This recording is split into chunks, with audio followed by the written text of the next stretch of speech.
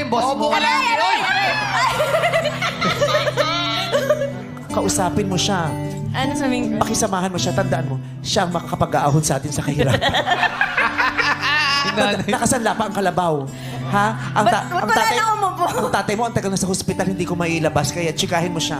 Ano bang gusto mo? Kausapin mo yung anak ni Mayor. Ano gusto mo? Gusto ko lang naman yung magmamahal sa akin. Bakit nabalis ka? Alam ko kasi malamig dito. Bakit mainit? Kim, nagjo-joke lang naman si Paolo. Joke lang ba yun? Bakit di ka makasagot dun? Andito si Jigo tsaka si Kayla. Oh, sige na, magkaw ka Sa sa... ano pa tayo sasali? Sa birthday ni Mama. Doon ka na.